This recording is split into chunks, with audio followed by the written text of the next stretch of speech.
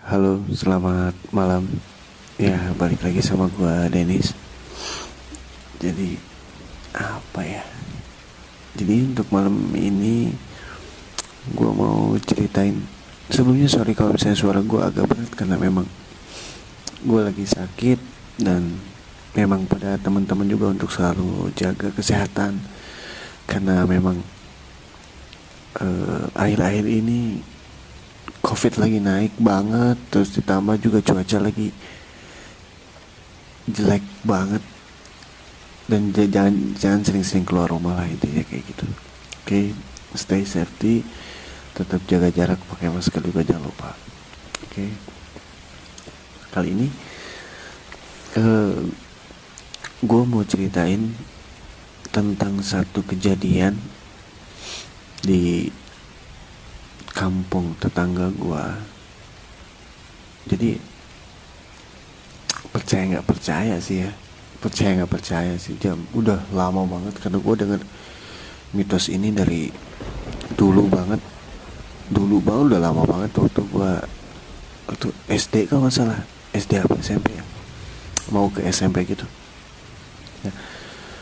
Jadi kampung gua itu sama kampung tetangga ini, dari rumah gua ke tempat kejadian itu mungkin ya sekitar 10 menitan. Nah, jadi di kampung tersebut tuh kayak ada tempat pemandian buat umum gitu. Kita sebutnya girang ya, girang itu kayak gimana sih ya, kayak girang itu di bawah gitu, posisinya tuh di bawah. Nah, di bawah, kalau warga sekitar tuh suka mandinya itu ke girang ke bawah gitu. Nah, di situ tuh dari apa sih namanya, kayak tempat penduduk tersebut ke girang itu ngelewatin kayak kebun sama agak sedikit hutan sih. Ya kalau disebut serem ya lumayan serem lah.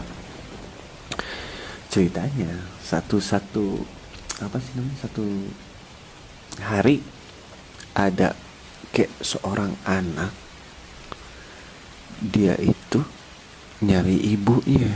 Nah, nyari ibunya, kata tetangga-tetangganya, emak lu lagi nyuci tuh di girang gitu kan. Nah, itu mau menjelang maghrib, anak tersebut nyusul emaknya ke tempat mandi tersebut, ke girang tersebut, ya kan. Nah, suatu pas abis nyari tersebut, anak itu nggak balik lagi. Nah, emaknya tuh nanyain si Otong kemana, nanya ke suaminya itu, ke bapaknya. Lah, bukannya tadi nyusul ibu ke girang katanya, kayak gitu. Nggak ada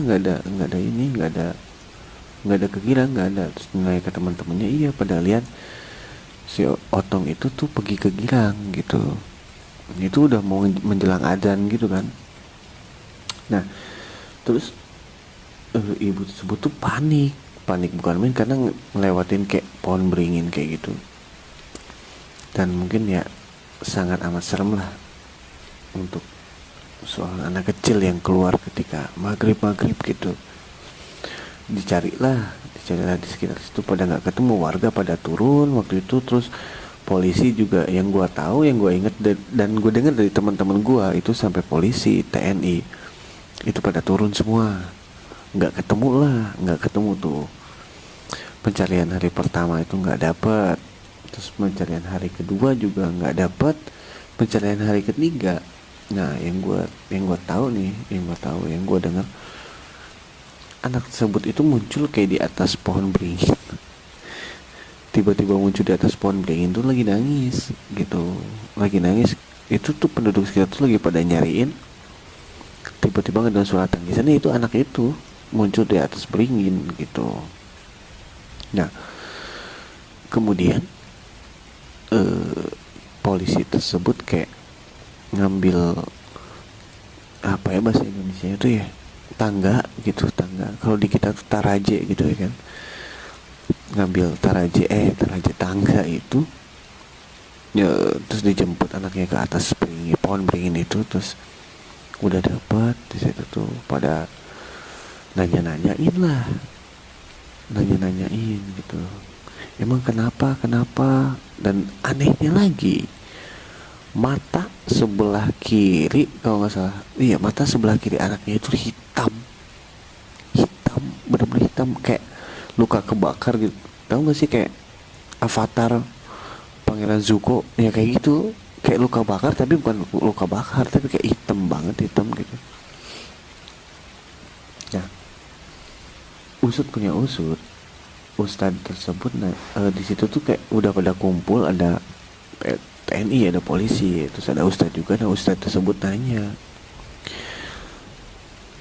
tong, katanya, dibawa kemana emang sama si ibu-ibu itu, dibilang kayak gitu, kayak nanya ke anak itu kayak sedikit agak agak kurang ya, sebutnya agak kurang, linglung gitu ya, agak linglung ketika ditanya seperti itu sama ustadznya itu tuh gitu, kayak agak linglung.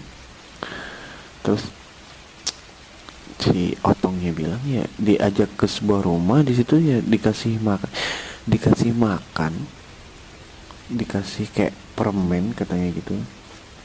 Terus anak tersebut tuh kayak dicium gitu sama ibu-ibu itu katanya, sebelah matanya tuh agak dicium, dan mungkin itu bekas ciuman tersebut. Dan ustadz